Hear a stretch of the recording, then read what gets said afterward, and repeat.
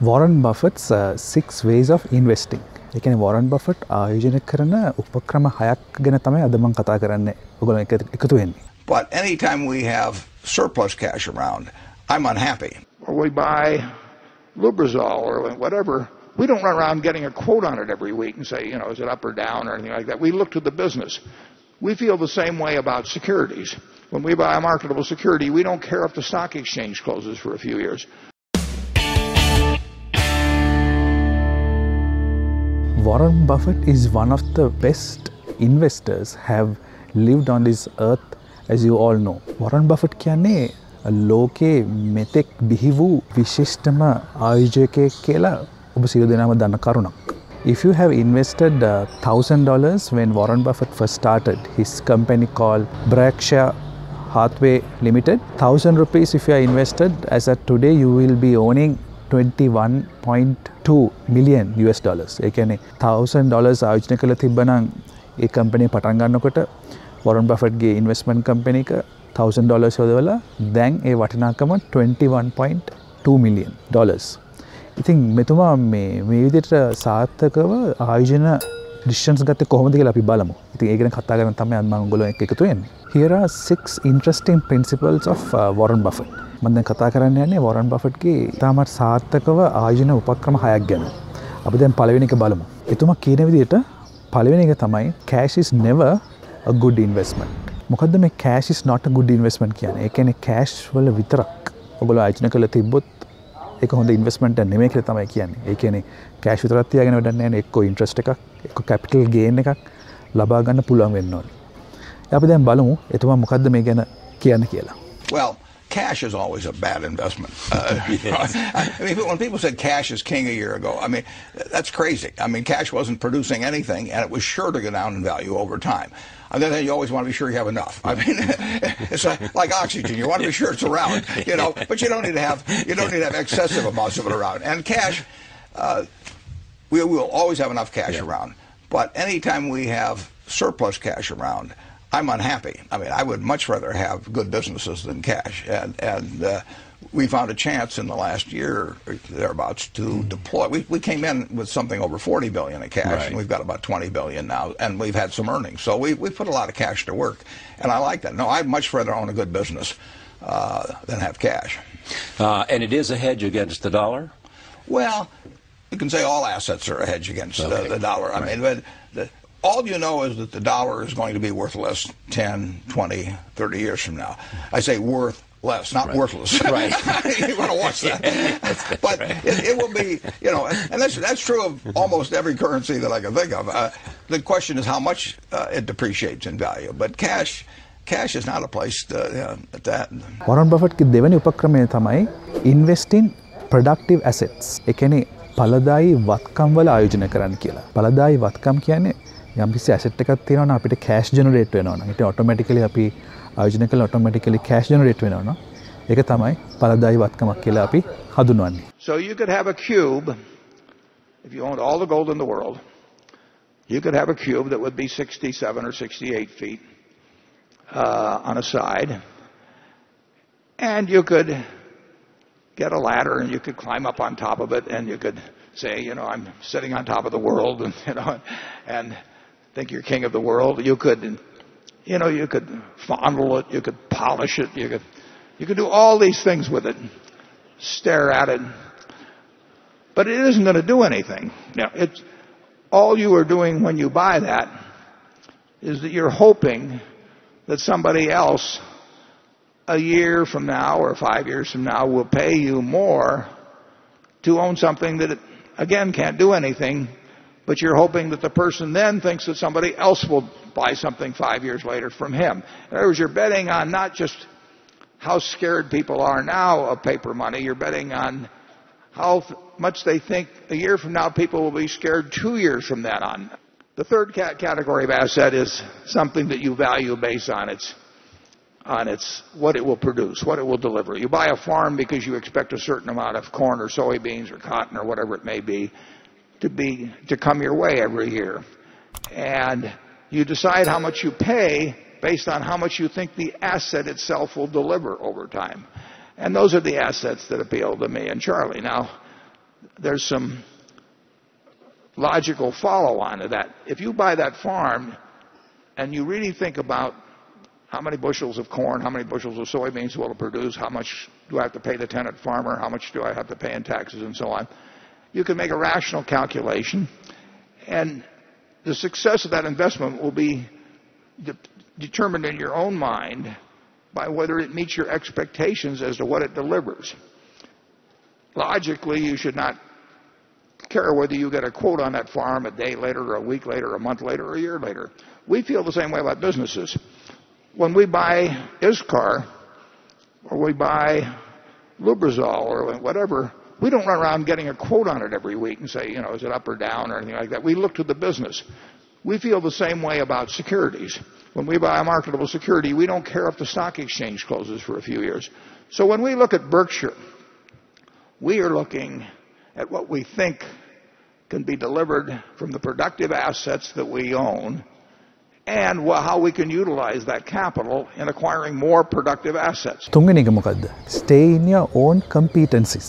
ඒ කියන්නේ තමන්ගේ ශක්තියන් හරියට හඳුනාගෙන තමන්ගේ නිපුණතා හරියට හඳුනාගෙන ඒ තුල ක්‍රීඩාව පටන් ගන්න. ඒ කියන්නේ තමන්ගේ ගේම් එක ඒක ඇතුළේ තියන්න. අපි හිතමු කවුරු හරි බැංකින් සෙක්ටර් එක ගැන හුඟක් අවබෝධයෙන් ඉන්නවනේ. ඒ කියන්නේ ඒ සම්බන්ධව අපිට ආයෝජනය කළා ඒක දිගට යන්න පුළුවන්. සමහර අයට හුඟක් පුළුවන් මැනුෆැක්චරින් පැත්ත. සමහර අය දන්නවා සමහර ජෙම් ඇන්ඩ් ජුවෙලරි ගැන. ඉතින් ඒ ශක්තියන් තියෙනවා නම් ඒක දිගේම ඉස්සරහට යන එක තමයි වැදගත් වෙන්නේ. අපි බලමු දැන් එතුමා මොනවද මේ ගැන කියන්න තියෙන්නේ කියලා. Defining your circle of competence is the most important aspect of investing. It's not how important, how large your circle is. You don't have to be an expert on everything. But knowing where the perimeter of that circle of what you know and what you don't know is, and staying inside of it, is all important. Tom Watson Sr., who started IBM, said in his book, he said, I'm no genius, he said, but I'm smart in spots, and I stay around those spots. And that is the key. So if I understand a few things, and I stick in that arena, I'll do okay. And if I don't understand something, but I get all excited about it because my neighbors are talking about it, and stocks are going up and everything, I start fooling around someplace else, eventually I'll get creamed, and I should. අපි බලමු හතරවෙනි කාරණාව මොකක්ද කියලා. හතරවෙනි කාරණාව තමයි evaluate companies first. ඒ කියන්නේ සමාගම් මුලින්ම හොඳ ඇගීමක් කරන්න. ඒ කියන්නේ ඒ සමාගම් අපි කියමු යම්කිසි සමාගම් ඔයගොල්ලන්ට කවුරු විකුණනවා කියලා එක්ක ඔයගොල්ලෝ ආයෝජනය කරන්න බලාපොරොත්තු වෙනවා කියලා ඒ සමාගම ගැන හොඳ ඇගීමක් කරන්න අවශ්‍යයි. What we think about is how much is it selling for, how much do we think it's worth. When we bought it at $35 billion effectively, I felt the company was probably worth at least $100 billion. How did it come to your attention? How do you find a stock like PetroChina? I sit there in my office and I read an annual report, which fortunately was in English, and it described a very good company. And told about the oil reserves, told about the refining, told about the chemicals, everything else. And I sat there and read it, and I thought to myself, this company is worth about $100 billion. Now, I didn't look at the price first. I look at the business first and try and figure out what it's worth, because if I look at the price first, I'll get influenced by that. So I look at the company first. I try to value it, and then I look at the price, and if the price is way less than what I've just valued it at, I'm going to buy it. පස්වෙනි කාරණාව තමයි play big and don't waste opportunities. ඒ කියන්නේ ඔයගොල්ලන් ගහන game එක ලොකුවට ගහන්න.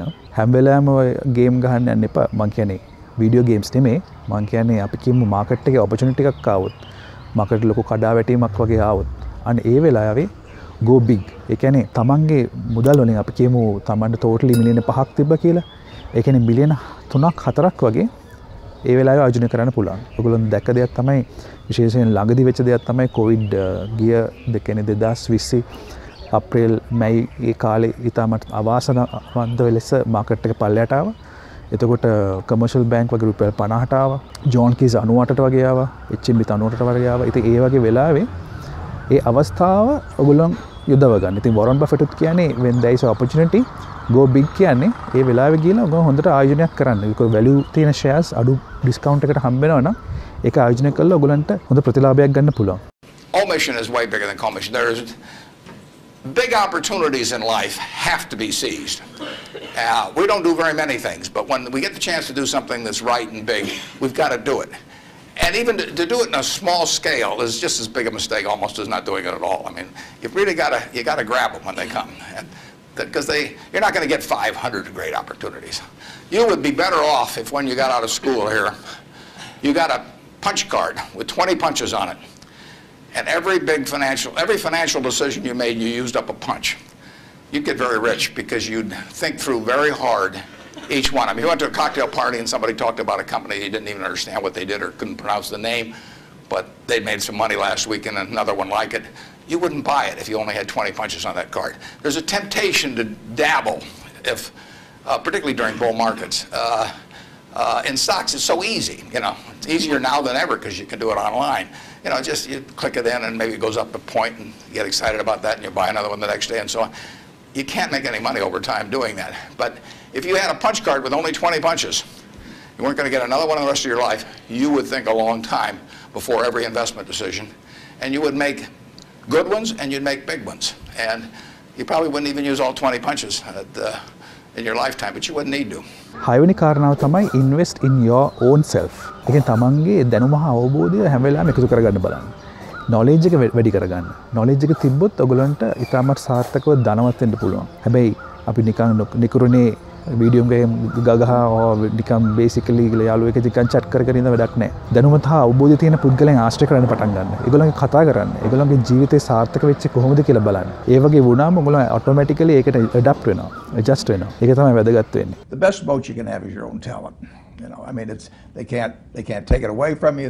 Inflation can't take it from you. Taxes can't take it from you. So, when I talk to students, I see these students and I tell them, you're $1 million asset. I would pay you $100,000 the MBAs for 10% of the earnings for the rest of your life. So that makes you $1 million asset. Now, if you can do something to increase that value 50%, if you can learn to communicate better verbally or in written form, and you become 50% more, that's $500,000 just by improving yourself. I mean, nobody can take that away from you. And so I urge everybody, when I talk to them in high school about this and colleges, just develop the habits. You've got the brain power, you got the energy, but develop the habits of success and look around you at the people that you admire, and list what makes you admire them compared to somebody else that looks equally strong or equally talented.